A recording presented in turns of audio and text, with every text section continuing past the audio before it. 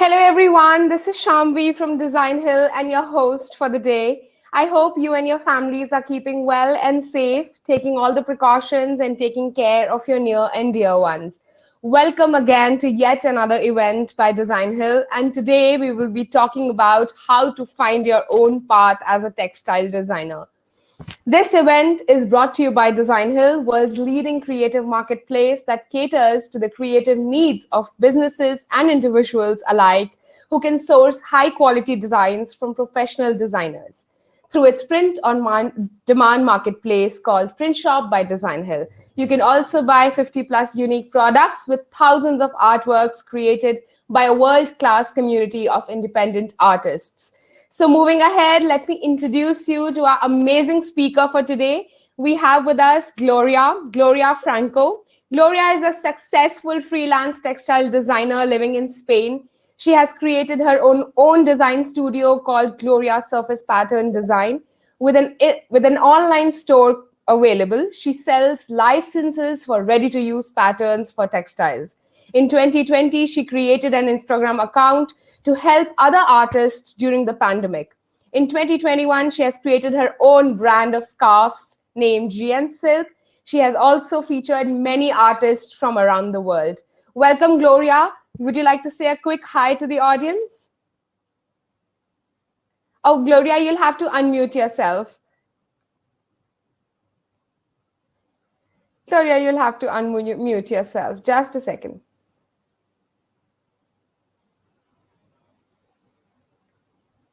Gloria, we can't hear you. You'll have to unmute. Yes, you can hear me now? Yeah, now we can. Okay, so I'm very happy to be with you all live from Spain. We're going to spend an hour together, and I hope I can cover as many topics as possible. Of course, of course. Thank you so much for joining with us today here. Thank you guys for taking out time from your busy schedule and joining us today for this amazing session with Gloria. It's an honor to have you all here with us. And a big thank you to Designhill Events team for putting up this event with such an amazing speaker. Great. So before we start the session, here's a big announcement, guys. We are giving away certificates to all the attendees who will stick here till the end of the session. You just can't miss this chance, okay? So, all right. Also, you can just take a screenshot of this event and post it on your Instagram handles. Tag Designhill and Designhill DH and our speaker for today with all her Insta handles, which will be in the chat section right there in a while. And one lucky winner will have a chance to win a print shop gift card worth $50. All right, so before we begin the session, let's quickly look at what Designhill is all about.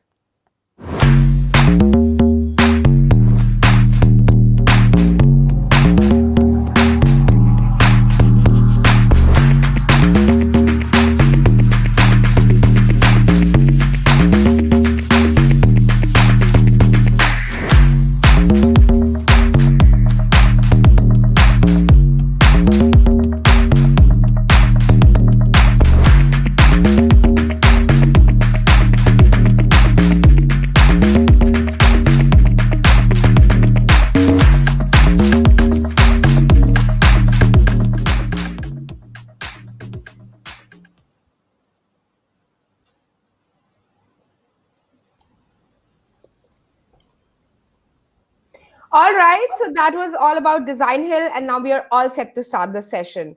We will be taking up questions during the session, guys. So if you have any questions, put them in the questions tab so that they don't get missed in the chat section. And I will be pushing those questions to Gloria. And yeah, so let's get started.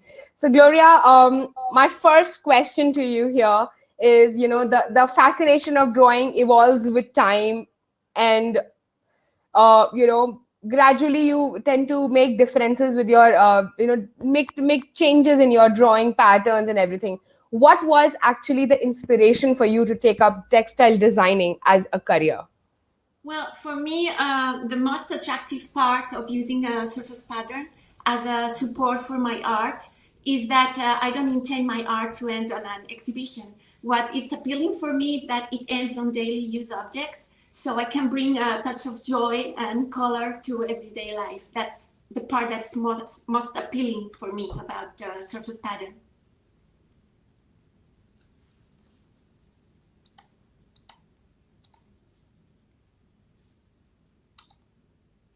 I can hear you. Yeah, I'm yeah. sorry. You cut the mic. Sorry, I put myself on a mute. This time I was worried it was again me. Would you like to give us a quick overview of what exactly you do, your life into textile designing, everything related to you, your textile part, everything. Yeah, please, over to you. But you mean before I explain the whole speech, like a little Yeah, insight about my day-to-day life? yeah, yeah, yeah, Well, yeah. my day-to-day life, when I wake up, I never know what the day is going to be about, because I open my inbox and maybe I have a designer that wants to work for me, or maybe I have a command to do some bespoke work. So because I don't love routine, the only routine I have is my dog. So I can say that textile design brings happy, unexpected news every day for me. Right, right. So before I want to start the session, before I want to start the questions part of it, I would like that you can just go through your speech and let people know about yourself, about the industry you are in, and how you have helped so many artists in globally to come up and share their experiences. Over to you, Gloria, please. Okay, so first of all, I want to thank you, Designhill, for giving me this beautiful platform with such generosity and interest for my work and my journey. I am truly, truly grateful. It is the second time you feature me. So thank you from the bottom of my heart. You represent everything I believe in designing community. Okay, so now I'm going to tell you that the purpose of talking today about how I found my path on textile design is that by doing so, I hope I can help you, all the people that is connected with us, to find yours. So if you just finished design school and you are in your 20s, you will have opportunities after graduating, because you can have access to internships. And that also happened to me in my 20s. I mean, many years ago, when I was in Paris and I was at the Atelier Fleury de la Porte, which is a textile, fashion style school, which is one of the most ancient schools in the world. So when I finished, at that time, I didn't have the attitude it takes to believe that things could come true to myself. So I spent many, many years doing other things and also in corporate life after graduating as a fashion designer. So this one of the most important points is when is the right time to start a creative life. So speaking for myself, I'm a very late bloomer, I must admit. So I can say that the right time for me is whenever you feel ready to commit to a plan and have the right attitude about disappointments and challenges. Because no matter how talented you are, if you don't have the attitude, you will not have the strength to carry on despite disappointment. So in my case, I felt ready by accident, because I was way beyond 40 years old and I had my little dog, Nuki, which is a beautiful schnauzer. And I wanted to paint a portrait of her. So I enrolled on the Skillshare classes. And because of the Skillshare lasted for a whole year, I started designing and learning again. And that put me right on the path, because I remember when I was at the fashion school, what I loved the most, and my teachers told me at that time I was more gifted to, was textile design. So just like that, as silly as that, things can happen from one day to another. And in those days, back in Paris, I used markers, pencils, wash. So now I realized that to be in this new world, I had to learn digital skills. So I had to start from zero, Photoshop and Illustrator. For me, it's very important that you master as much as possible the digital skills, because the less limitations, technical limitations you will have, the more creative freedom you will have. Because don't forget that skills can be learned. If you have the talent, you are really more than halfway there. But skills, you have to put the time to learn them. So the first step to everyone that's listening to me is please get comfortable about digital skills. If you are not able and you want to focus on a handmade, you can collaborate with another person. I mean, recently at my brand, I have a lovely designer called Sarah Thorpe. I'm going to name her because she's an amazing artist from New Zealand. And she didn't know how to put in a digital way her designs. So I asked her to send them to me and I did the part. But now she's learning Photoshop and I'm sure she's going to make amazing things when she masters that. So when I studied at Skillshare in 2016, there were many classes, but not as much as now. For instance, now not only Skillshare has a lot of textile design teachers, also Domestika, which is another platform. There are many, many free classes on YouTube.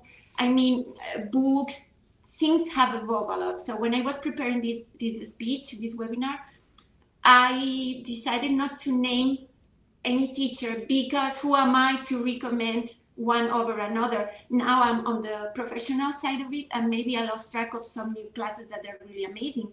Plus, it's up to you to find which is the teacher that suits you best. Also, there's a limitation of the language, because you must find a teacher that you can understand. So I won't recommend any specific class, but I will tell you one thing: please be patient. Don't expect results to come overnight. You need to put time and effort to be comfortable with those skills. Okay, so once you are starting, you're in the path of learning. Maybe you are not very passionate and you want to start selling right away. So what happened to me is that before I mastered layers and I really was a professional, I started uploading things in a print-on-demand sites, because like that you only need files with no layers, and you start to have the motivation to see your designs on products, and it's very uplifting, and it's cute to keep learning while uploading designs already, because also give you the courage to bring out your work into the world, which is a barrier that you must break the ice as soon as possible, right? Be brave.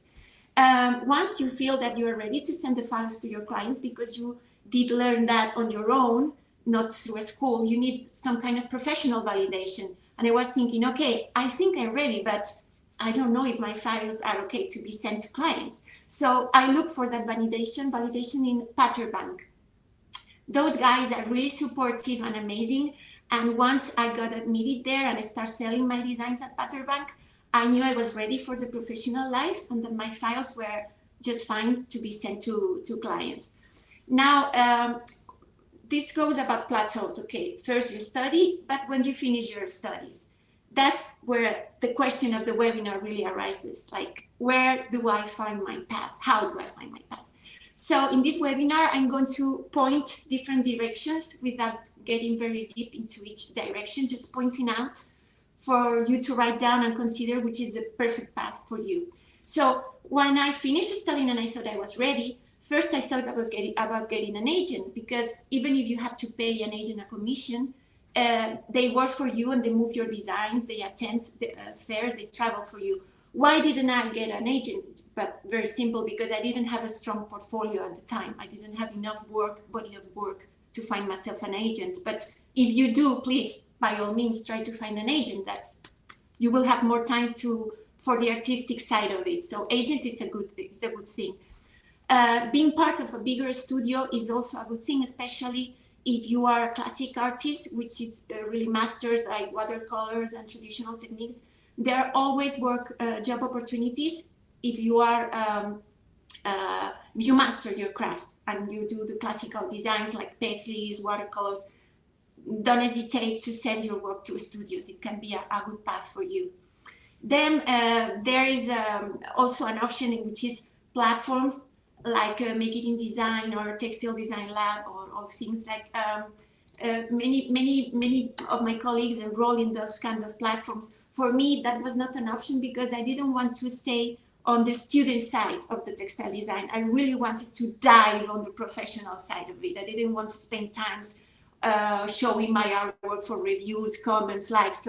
But if you need that, because you need that kind of validation, remember, I had a background, I have a diploma from years ago, but if you need that from the community, by all means also enroll in that kind of community. It can be very, very helpful. Also, other people likes to be told what to design, like on a Spoonflower, they have challenges. But again, it was not for me, because I don't have the nerve to ask for, please vote for me, and having a subject, and I like my freedom. But again, if you like to be told what to do, and having people validating your work is another path that you can consider. Another path is sending your portfolio to big corporations. You know, we all know Inditex and other big brands. There you have the security of a salary. You know you have your payment by the end of the month, especially me. I am a single person. I just have my dog, but I understand that some people have kids and family responsibilities and they need the security. So also it's a good thing to work for a corporation, but you must know that you will have deadlines and creative limitations and pressure, okay? Well, I told you all those paths that for me it was clear. I wanted my creative freedom and I wanted to have my own design studio. So I started Gloria Surface Pattern Design. And to do so, I had to start a website. I didn't ask for a professional to design my website. Again, you can do so. I prefer to use Wix because like that I could design things the way I like and change things the way I like. So I am very happy with the Wix platform. It's okay for me. And I decided that my model of online store would be ready to use patterns. This is a personal choice, you know. Some people like to use a password and protect their designs from viewers. Me, I wasn't scared to show all my designs and sell license for ready to use. Why did I do that? Because I don't put many time in my designs. I'm a very intuitive and I have a very graphic approach to design. For me, patterns, it's about the balance of color. It's like composing music. It's not about details and motifs. It's really about the color balance. So I wanted things to be on the immediate. I don't want to spend 1 year doing one magnificent work. I wanted to treat my designs as ready to use designs for products. So that was my choice. But if you don't trust showing all your designs and putting that out there, it's up to you. Another advantage of that for me is to monetize your designs, because when I sell licenses, the type of licenses I sell are industry licenses. That means that one design can be sold many times for different industry sectors. When I sell something for stationery, the design remains available for wallpaper or other things not related to their specific sector. So you can monetize better your designs instead of selling them once with exclusivity. So that's another thing. In the case you decide to protect your designs, how do you show to potential clients your work if they are not out there, if you protect them? Well, the thing is that you have to attend fairs. When I started, it was just the pandemic time, so no fairs. So I enrolled in some online fairs that were at the time, but things were very slow. Nobody wanted to buy anything. As a matter of fact, I noticed that some of my designs were re-edited from the previous year because they didn't buy new designs. So things were very slow, and also not even how do you say that, fabric companies didn't want to enlarge their portfolio or designers because, you know, we were in very uncertain times. Now things are starting to take off a little bit, but still. So in the case that you attend a fair, when all this will be over, please know which target you are aiming to when you go to a fair. Don't go with a lot of patterns that have no sense. Just try to focus on two or three industries, like children's, wallpapers, stationery, because that will help you to find clients and obtain results when you go to the fair. And also keep in mind, it's a big investment because it's not only the hotel, the traveling, and the booth where you expose your things. It's also the fact that you have to present your work always printed. Don't think that some customer or agent or studio is going to attend a fair expecting to see on a screen your work. There is internet for that. So you must bring all your designs printed, and that's an investment, okay? Another option you have is to attend the fair with other colleagues, and like that you share the expenses, and it's very interesting to be part of a little group that can be helpful. So with the pandemic, things became more affordable regarding the fairs because it was not the same price. I didn't have to travel. But as I said, I didn't get any results because the things were very slow. So I was a little bit starting to get blocked big time, because imagine, you're just opened your online studio, your website, the pandemic comes in, and I didn't know how to start. So I just contacted a lot of companies directly, everyone I could, agents, studio, brands, because my patterns are very versatile, so I could contact a lot of sectors, from mobiles to fabrics to wallpapers, everything. Some corporations did work, and I succeed to launch my studio despite the situation. But they were not the ideal conditions. So what did I do? I was here. I live in Almeria. It's a small town. There is no presence. I think I am the only textile designer here. So the day after the lockdown started in Spain in March 2020, I had such a blocking. I mean, I was really depressed about the situation. So I decided to start an account called Fan de Estampados. Just with one idea in mind, was just to support and put a smile on designers. Just that they see that I see their work, I support them. I don't mind if it is your first post, if you're a student, if you're a celebrity. I just wanted to let the community know that creation remains important through these hard times. And I started to do so, and after a year, I got 12,000 followers. And I think it was very meaningful because in that account, nobody pays me. I don't win any money doing that. There's no endorsements, nothing. I do this for free. So the 12,000 followers were really genuine followers that wanted to get into my account every day and have a smile if I put them on my stories. So I was very, very, very excited about that. So 1 year, almost day by day after creating Fan de Estampados, I created my own brand of silk scarves. I thought silk scarves were a great option because you don't have the limitation of sizes. It's just a square. You just need a good fabric and manufacturing, but you don't have the limitations of having a clothing brand. And also scarves, it's really a very simple way to bring joy to your daily clothing, your styling. And I thought it was a way to get to many, many customers all around the world. So what I did is that when I had that idea to create my brand of scarves, I thought it would be nice to mix it with the Fan de Estampados community. And I had been supporting a lot of artists that I thought could fit on the style of my brand, because I admire a lot of people, but not all fit on the style of my brand, which is quite specific, right? So I reached the artists from all over the world, and I want to showcase them. I want to make them shine, and I want to pay them a commission as big as my pricing allows. I am not greedy, and I think I pay them as much as is possible for me to make my product competitive, but still giving them the dignity of having their work paid accordingly to what they do. No? So besides the featured artists, which are there all year long, I also did Icon Call for Artists. It's more anecdotic, but I think it's nice that somebody has an idea. I throw out a subject, and if somebody that is not professional creates a beautiful scarf 4 times a year, they have the opportunity to have them become a reality. So I thought that was very, very good to also giving a purpose to Fan de Estampados.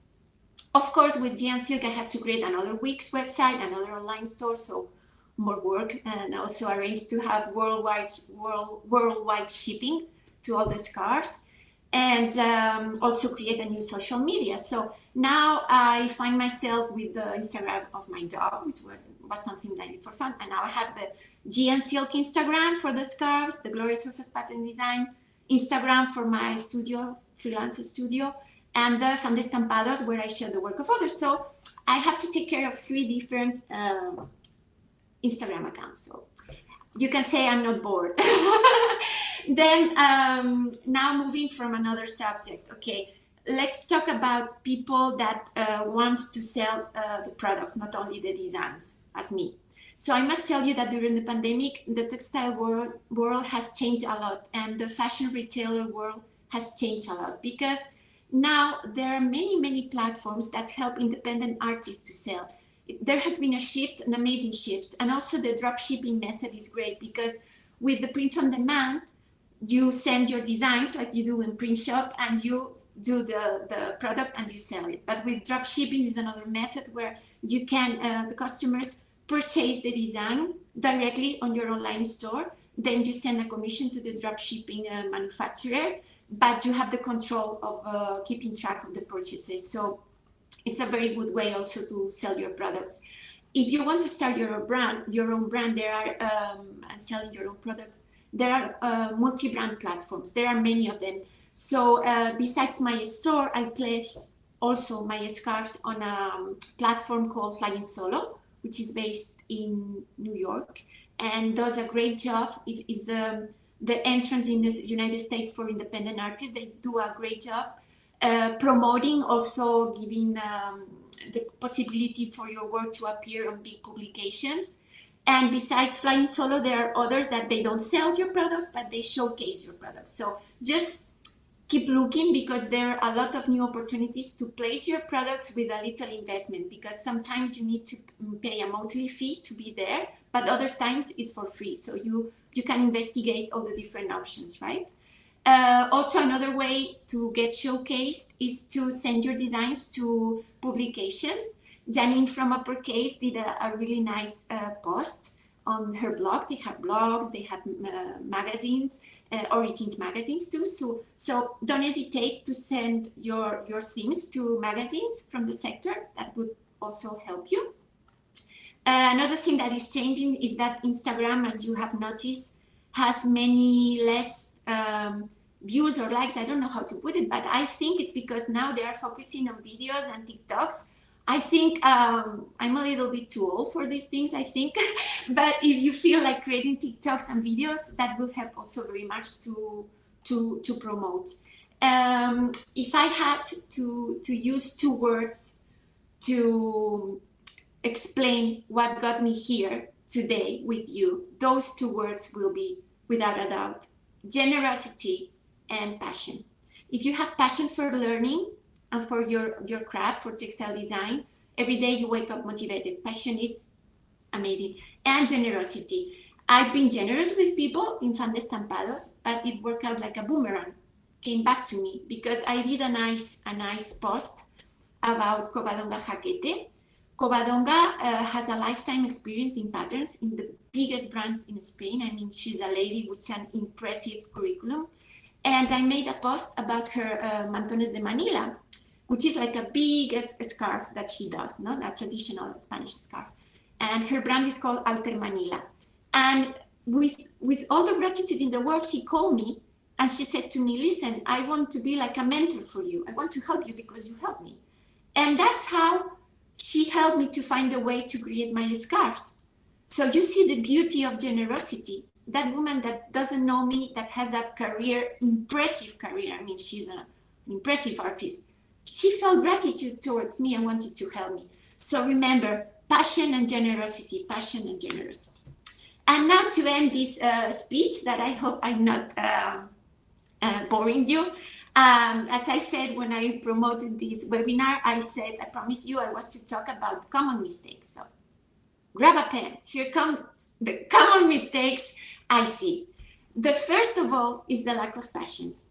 Things take time. Many of you talk to me about how they get bored in the middle of classes and give up. You cannot learn Photoshop or Illustrator in 2 or 3 months. You need time, you need passions, okay? So passions, I didn't have it when I started textile design. I had 0 passions. So if I did it, you can do it too.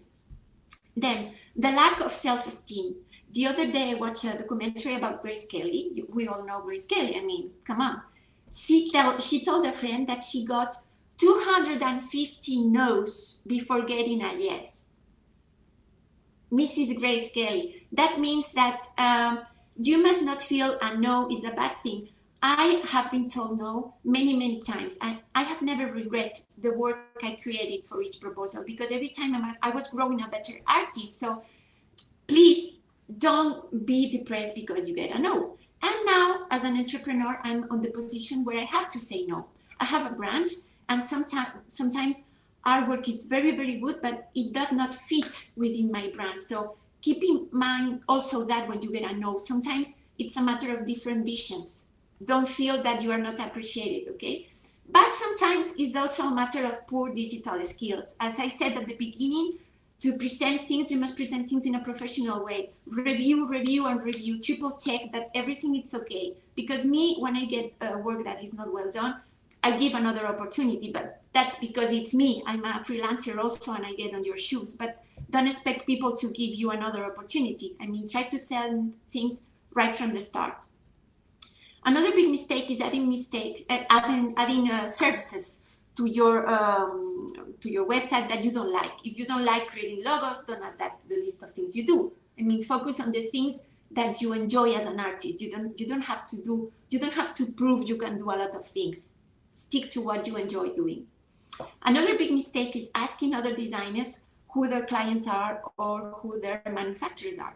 Don't forget that there is a huge competition out there, and asking that is seen as very unprofessional. I mean, you must not mistake generosity with being rude. And believe me, people is going to be mad at you if you are asked that. So, not having the courage to send mails or call potential clients. I mean, being shy, it's a big handicap. You must be brave and make a nice portfolio and put it out there. Another tip I want to tell you is sometimes you have not the possibility to send a PDF portfolio, because many times you just have a form on the web to send your information. You cannot address a direct message. So maybe you have to learn InDesign on some kind of things where you can put in a cloud a link to your portfolio, so you can send your portfolios that way on forms. It's very important that you keep updated to the way the industry keeps evolving and asking for your job. So think about it, being able to send your portfolio through a link. Okay. Another big important thing is not respecting contract agreements. I recently had that as an entrepreneur. I mean, the girl had signed things, she didn't respect it, I have to cancel the contract. But also the other way around, as a freelancer, please be careful before you sign. If you don't speak the language, get it translated, pay attention to the duration, what they're going to grant you, the payment conditions, everything, the use they're going to make of your design. I mean, everything. Be careful with contracts, you know, when you sign them and when you have to make them sign it for you, okay? Another big mistake is giving away your designs only for exposure with no remuneration. That's not a good idea. We've been talking how hard it is to find the courage, the passion, the motivation, the money, everything you put to learn. Then you cannot give away your things for exposure. You deserve to be paid, okay? And well, I mean, one very, very big tip I want to tell you, and I heard it the other day and I made a post about it at Founder Estampados, is that if you are not creating as a hobby, if you want to make a living out of it, remember that most of the time you're going to be sending emails. This I'm going to read it because the list is quite impressive. You're going to be sending emails, looking for clients, creating projects with no guarantee that they will work, showcasing your work in social media, taking care of your store, creating and updating portfolios, taking care of finances, looking for new ideas, keeping updating of new apps, taking pictures of your work for social media, and then a little bit of creation in between. I do as much as I can by myself, my web pages, online store, social media, everything. I mean, 90%, 95% I do myself. But for example, for animations, the little videos I like to create for my brand, I have another artist working for me called Amado Cuartero. He creates amazing things in 3D, and that's okay too. Sometimes you need help. So enjoy as much as you can the years where you are just learning, because those are the years you're going to be creating the most. I want to end this speech paying tribute to my very first digital teacher. She doesn't even know I exist. I mean, I named her just because I love her, not because we are friends or anything, but her name is Bonnie Christine. And if you are starting from zero, start with her, because she's going to motivate you a lot, a lot. And she said, do something every day to get closer to your goal. It's such a great advice. It might sound simple, but if it's only even a little hour, do something every day. And now I will be taking your questions. Thank you for listening to me. Thank you, Gloria. Thank you so much for such amazing insights which you have given us through your speech. It's really, really helpful. Actually, you've covered all my questions in your speech, and now I'm like, they're just being stuck there, that which question to ask you. So any which ways, I will ask you all the questions, and so that people can get it again from you, understand the pointers again. So great, thank you. So let's begin our question answer session, and I'll ask probably the second question to you. A career in textile designs doesn't just involve drawing nice things. You need to promote yourself also on your social media handles, on your contact business for work and different things. Can you tell us a bit how to start it, how to do it? How to start a career in textile designing? Well, as I said in the final part of my speech, I tell you it's only 20%. Around 20% of your work is going to be designing, unless you have the possibility to have more people at your studio. I have an advantage that, I mean, sometimes life just is like a puzzle and everything fits, because I have a background on marketing, and that really helped me a lot to take care for myself of the online stores and sending the mails to customers. Also the language, because most of my clients are people use English, like this webinar. I am from Spain. I live in Paris 12 years. My main languages are French and Spanish, but because of English, I can do my professional work. So just know that if you're not able of doing that, but you believe in your art, surround yourself with people that can help you. But if you do everything by yourself like me, well, designing is going to be only 20%. Absolutely. So one has to be through with everything else as well. So great, good takeaway. Good takeaway there. So guys, 2-3 takeaways from the session till now here is generosity, consistency of work, and of course being into your work. Knowing your work is very important. What you have to do, you have to be very, very clear with that with that path, and only then you can reach to your destination. And here I would just like to take a small break. I hope everyone is enjoying the session, and I would just want to give a quick shout out to Designhill, world's leading creative marketplace, for organizing this event with Gloria, such an amazing person. And stay tuned, we will be just right back to hear more from Gloria.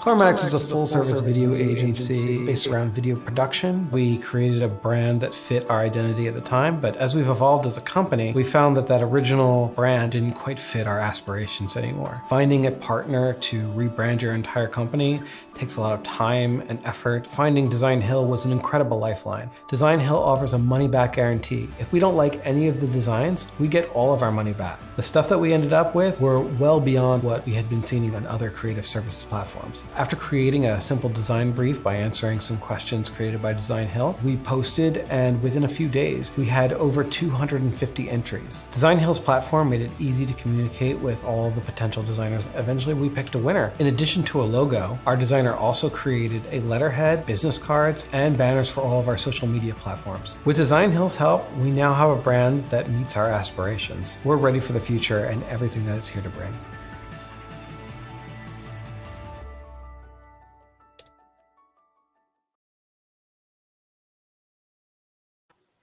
All right, we're back again, and now I'll start my through questions with Gloria.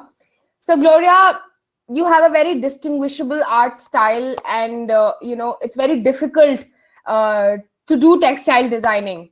While working for this webinar, I was doing my own research on textile designing, and I found that it's really, really difficult. Those intricate designs, making them on Illustrator, it's quite time consuming.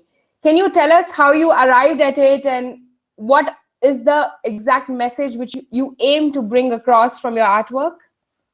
Well, when I started, I was obsessed about finding my style. You can ask my mother. I used to call her, "Mom, I can't find my style." And then one day it just came out naturally, because your style will be revealed to yourself just by being you.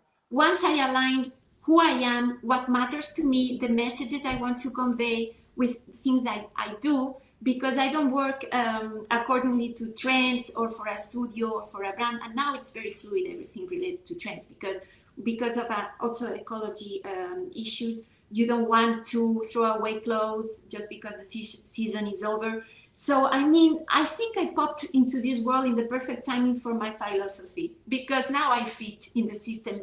Maybe years ago, I wouldn't fit with this mentality.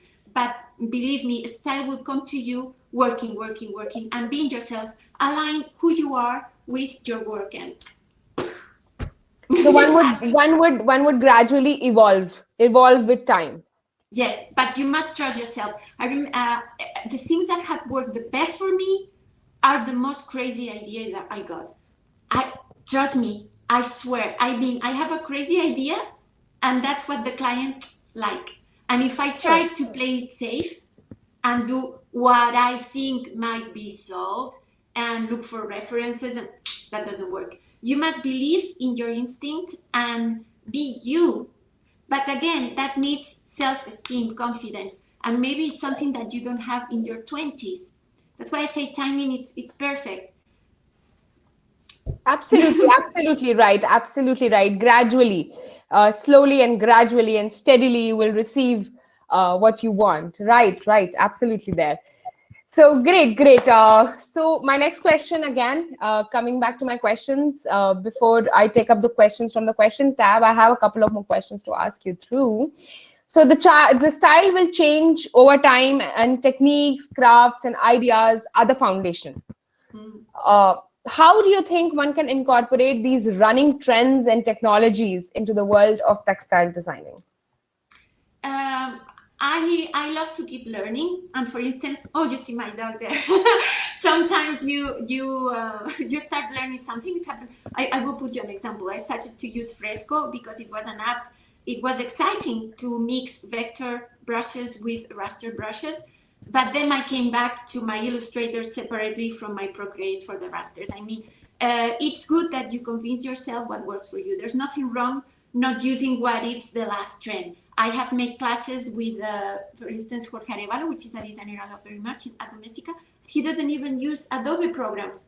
I mean, don't be influenced by what everybody does. I mean, after all, we are in a business, and they are also trying to sell you the last app, the newest. Absolutely. Just stick to what works for you. Don't have that pressure that if you don't have the latest technology, the latest iPad, the latest you want. No, there are amazing people that has just a little laptop like that one you see there. I mean, if you have the talent, you go places. Don't be obsessed with technology. Absolutely right. So one can actually reach to the heights with whatever one has. Again, consistency, generosity, having the idea, having that clear vision in your mind matters. And just work through your vision, and steadily and slowly you will get what you want. That's absolutely right, Gloria. That's absolutely right. So I would take up one question from the questions tab, which says, that's on your screen. What's involved in manufacturing of your scarves? Were you able to find a company locally? Yes, my scarves, I'm so proud that they are made in Spain by nice ladies that hand sew them. It's called hand rolling, because it's not finished on the machine. And I'm very proud that I am selling. The other day I did a podcast with the Exterior Radio of Spain, the National Radio of Spain, that broadcast to worldwide, and it's called Marca España, the brand Spain, because I just started last March. So from now I have a designer from England, Luxembourg, New Zealand, Japan, Mexico, but it's been only since last March. But my biggest pride is that I'm selling the brand Spain around the world, because these designers are manufacturing their designs in Spain. So I am very glad. And Spain has a very good quality for silk, just like Italy. And my manufacturer is an amazing family company called Lute Seda, which are based in Barcelona, and they are lovely, and I'm very happy. They help me out. Absolutely right. So I hope you got your answer. Okay, coming back to my question set. Why do you think it is important to always make sure that you are actually going after your right target audience when you're trying to grow your account, since you have so many accounts and good followership? Yeah. I think it's very important to know who do you address yourself, because, for instance, at the scarves, I address myself to potential customers. Right. At Fan de Estampados, what I aim for is that the followers get inspiration and they get a boost of energy in the morning when they see my post to never give up. Because sadly, when I had Fan de Estampados, I got private messages.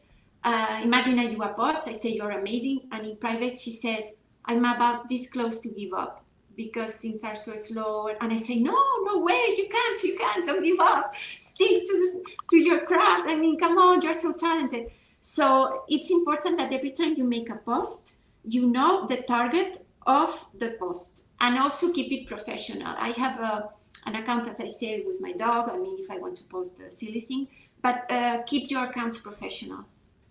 Absolutely. Guys, grab the tips from such an amazing person who is running so many accounts successfully on Instagram. Gloria is giving us good tips here.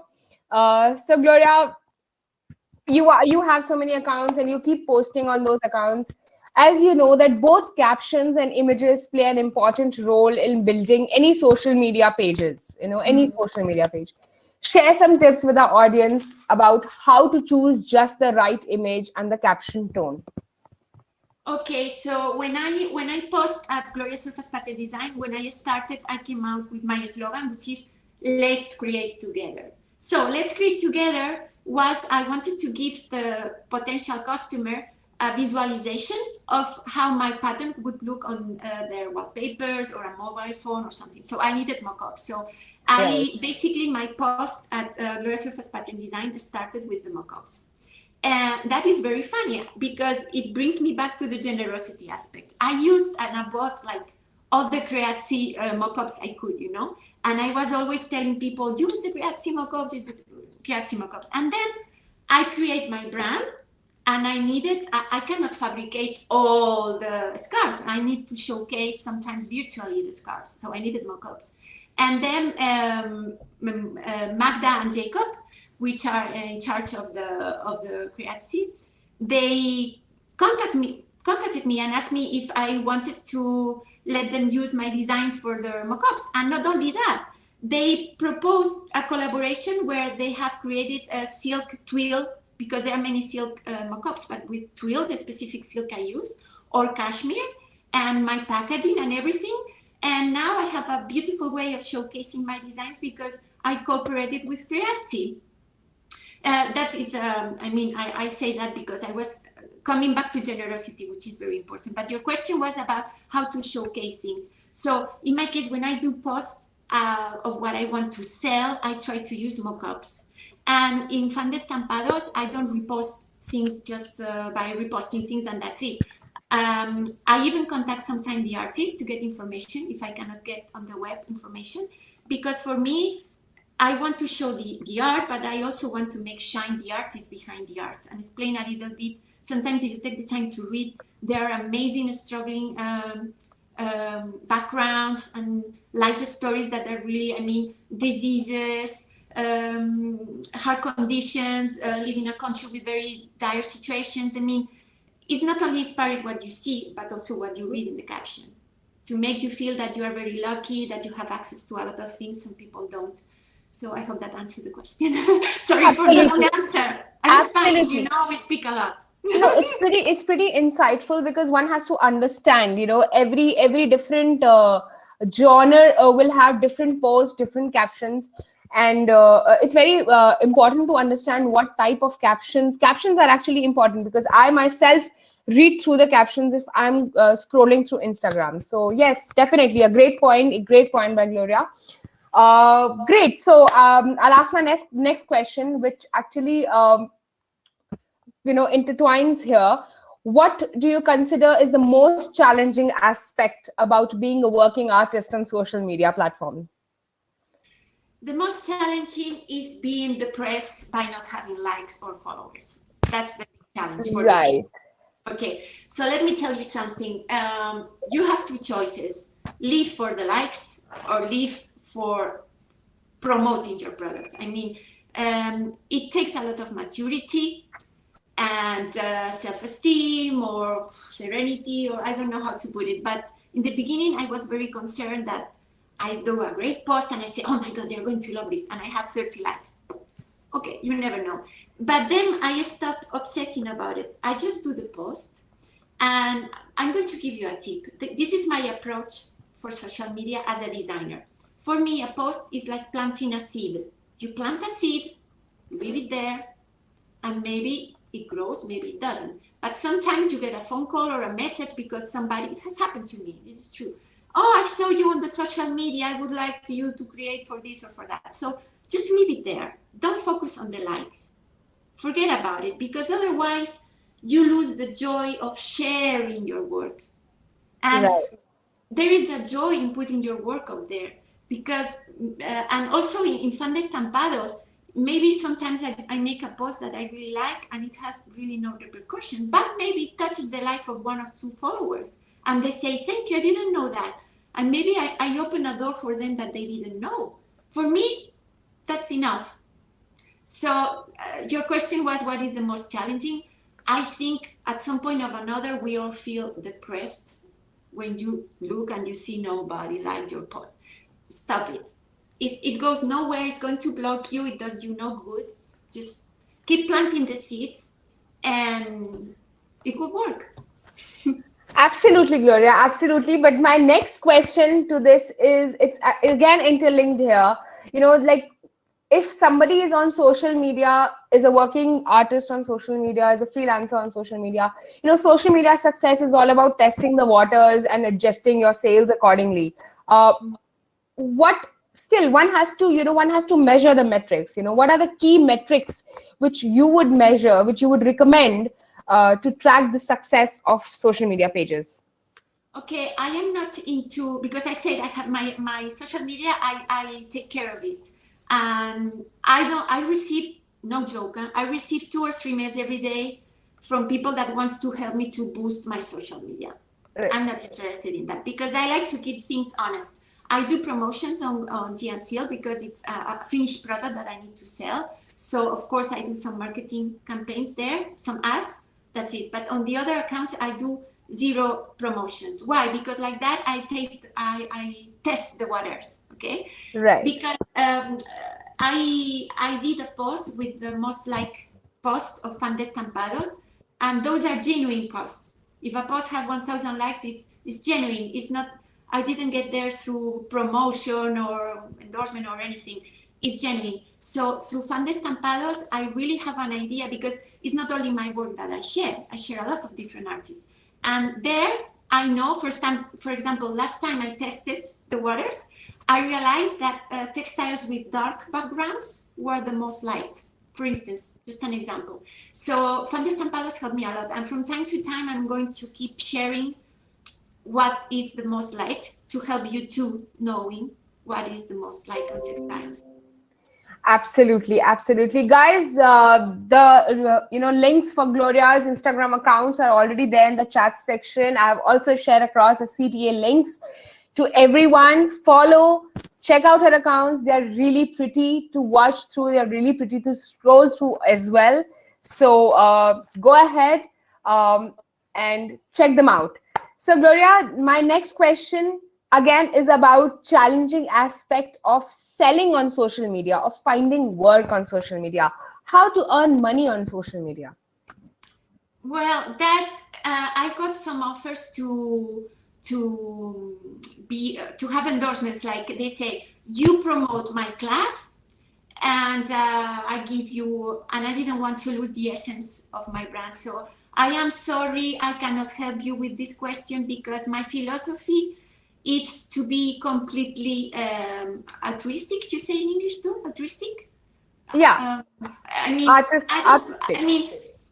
I don't try to sell you an online class. I don't try to sell you digital brushes.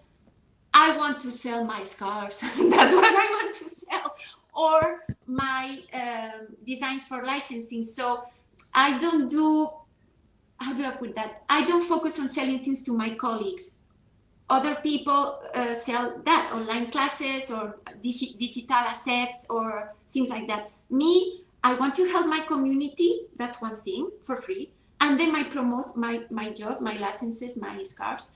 That's another thing. There, I put money for promotion, or maybe I pay myself an influencer to promote my work, whatever, but not the other way around. So I don't intend to win money strictly on social media. I don't know if I am making myself clear. I want to make money through selling my designs or products, but not through my posts. Okay, Absolutely, that's my absolutely. because I So, don't want to lose my freedom. I didn't notice how many times the word freedom comes in the conversation. I want to feel free.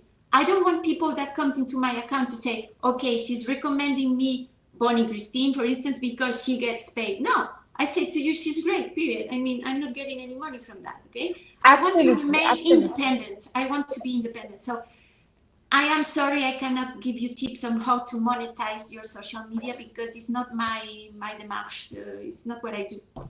But what were those challenging aspects which you faced while selling your scarves? While once you created G&Silk, and then once you started in the market selling your textile patterns with your scarves, what was the most challenging things which you faced? Well, on a funny note, I must tell you that I put a lot of time and effort and breakdowns trying to set my Instagram account online store. You know, the stores on the Yeah, Instagram. yeah, yeah, yeah. It was so hard. I don't know why. It was very, very hard. And now nobody noticed that I have a shop, and everybody keep answers me, asking me, price please, price please, price please. And I say, oh my God, they don't realize I have an online store. So anyway, again, passions, passions, passions, passions. So the most challenging thing about creating a scarf brand is that there are a zillion scarves in the world. Last time I counted, there are more scarves than people in the planet. So it's very hard to find your niche. But once again, I just commit to my, I don't want to say to my style, I commit to me of who I am, what I want to put there.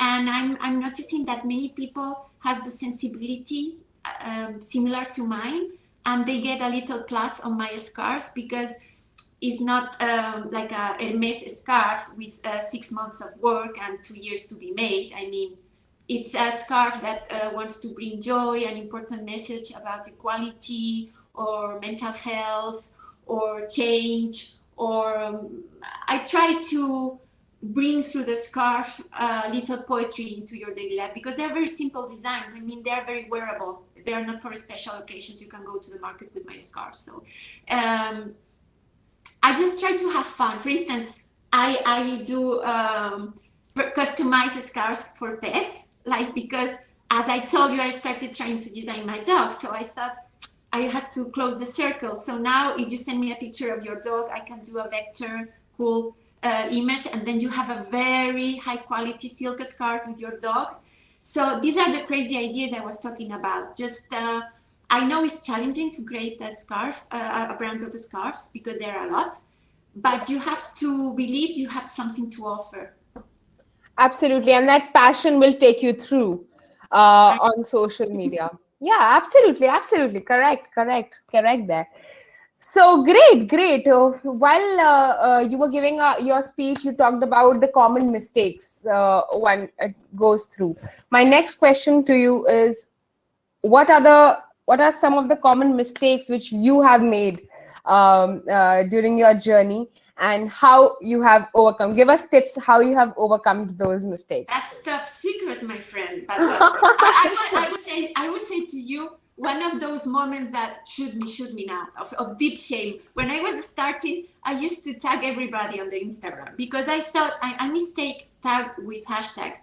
And then I started to tag like 20 tags of people and got some messages like, hey, stop tagging me. I have nothing to do with your designs. And I said, oh, sorry, I didn't know. So, I mean, we all go, now it happens to me because my name is out there, and then people that has nothing to do with my work tags me, and I kindly say to them, please don't tag Gloria, tag Fan de Estampados. No problem, you can hashtag and tag Fan because it's for that purpose for me to Right. see that, because you want me to notice you, but don't tag my brand or my studio if you have nothing to do with that. So that would be a shameful mistake I did that I share with you. And I felt terrible. She didn't even accept my apologies. And I mean, I'm really empathetic with people that makes those types of mistakes, because we all start somewhere and we all can do silly things. Absolutely right. Absolutely. So even if you will not do silly things, if you will not do mistakes, you won't learn from them and you won't correct them. So mistakes are equally important, and that actually brings changes, and that actually makes you grow in life. Absolutely correct, Gloria.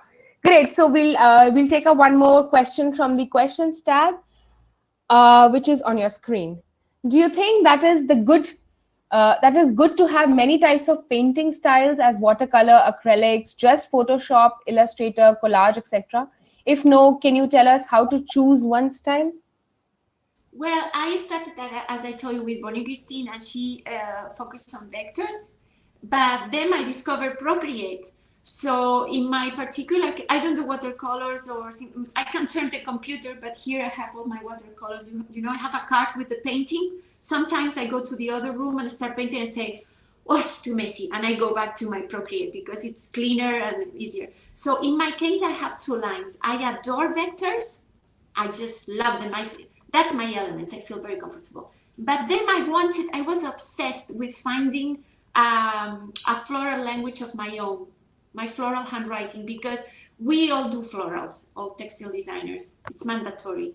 And I wanted to find my florals. And then one day, with a model called Karina, which is the name of my sister, I developed my way of doing florals with Procreate, Illustrator, Photoshop, everything mixed, textures, colors. And I thought, this is me, a mix of everything. So the answer to that question is, if you are a magnificent watercolor artist, stick by all means to what you are good at, because people is going to look for that in you. But if you are eclectic, don't be afraid. I know people that has collage and photographs and things very Photoshop, and then because they love to create for children, they also have very minimalistic vector designs. You can have different languages as long as you feel comfortable with all of them. Absolutely right. Absolutely right. Till the time you are comfortable and you are through, you know what you're doing. Till the time that's in the picture, that's everything is perfect. Great. Thank you, Gloria. Now, my last question to you for this discussion is, I want you to share your experiences from the journey which you have taken from a student to a successful textile designer in the market now. Some experiences which you would like our audience to know, whether it is good or bad, whatever, that's your call. But yes, we would love to listen to your experiences. I was preparing this webinar, of course, giving thought, and I thought there is always a turning point. And for me, the turning point was the lockdown. So as terrible as it may sound, if there had not been a lockdown, I would have pursued the traditional path, which is trying to find all those things I mentioned in the speech, because there was not that possibility of traveling, of fairs, of being handpicked because everything was paralyzed. I had to come up with an idea, and that idea was Fan de Estampados. Fan de Estampados made me meet Covadonga. Covadonga made me believe I could do my scarves. Making my scarves, I thought I should help other artists that need an opportunity, and everything was a virtuous circle. So if I had a message to finish this beautiful hour I spent with you that I'm enjoying so much, the message is try to take something positive out of anything negative. Even if you are going to a health problem or economic problem, whatever, things pass, but try to see the opportunity in everything bad that is happening, because look what happened to me. Instead of being sad and thinking that my career was over before even starting, I found a way of going through all the things and finding my path. So with all the tips I've been giving you, I'm sorry if maybe later on going to see this and I will think I'm talking too fast or something, but I wanted to concentrate the maximum of information, useful information for you all, and try to find what makes you happy. Don't create into the pain. And I mean, learning and everything, it's hard. You must put time and effort. But after, I believe that designs must be created in the joy. Don't create with suffering, being scared that nobody's gonna like it. Set the vibe in a good mood. Put a nice music, light some candles. Design with plants around. Have a nice light. Try to infuse joy into what you do, because also I'm not a naive person. I know what is going on. I know the situation in the world is traumatic for many people. I'm not stupid, but I choose to create this bubble, this sacred bubble, which is this studio, and I'm aware of what is happening out of this room. But when I come here, this is my temple, and I wish you could all find your sacred space to create and connect to who you truly are, and bring it and share it to the world, because we all need to connect in a deep way, and that's a good way to put who you are out there. Absolutely, absolutely. So, guys, the most important key takeaway is be positive, look through, be generous, be focused. You should always have a vision and work towards your vision with generosity, honesty to yourself, and yeah, that's how one will go up gradually. Thank you so much, Gloria. What an insightful session. I'm so happy to meet you and so happy to have you. I am myself gonna be ordering a scarf for myself from your Instagram page. I hope you would be. There is a worldwide, delivery service from your end, and I would myself do this. And guys, go check out Gloria's all the pages. All the links are there in the chat section. Have sent out a CTAs to everyone. All right, so this brings us to an end of this amazing session with Gloria. This was indeed a full value-packed session, and a lot of content has come out from this, and a lot of learnings for myself, because this is actually one of my favorite topics. I keep checking out textile designs on Instagram. So great session. And once again, I would like to thank you, Gloria, for taking out time for this event. And I have a great time, because I like to share my passion. You know, it makes me happy talking about what I love. Absolutely. You have gone through so much. You have faced and come out with flying colors. I hope everyone would learn from this amazing session and from Gloria about how to, find your own path in whatever you do, not just textile designing, but whatever you do in life. And all right, guys, so this is not where it ends. We have a lot more events lined up for you in the coming days. So if anyone is interested and haven't registered yet, Robin is putting up the link in the chat section of the event section in the chat, and where you'll find all our upcoming events and you can register. Also, you can find the recording of this particular event on the events page, which will go up by tomorrow. And to stay updated with events like these, you can follow us on our LinkedIn page, and the links will be there in the chat section to watch this session and other wonderful sessions which we have already had in past. You can check out our YouTube channel. Links will be in the chat section. Again, for all the designer and artist community who is listening to this and wants to be a part of this thriving community at Designhill, visit designhill.com. And on that note, I would like to say a bye to everyone, and take care, guys, and do stay safe there. Be inside and just fight. That's it. And find your path. And that's all. Thank you, Gloria. Thank you so much. Thank you. I love seeing you so happy. See you. Bye, everyone.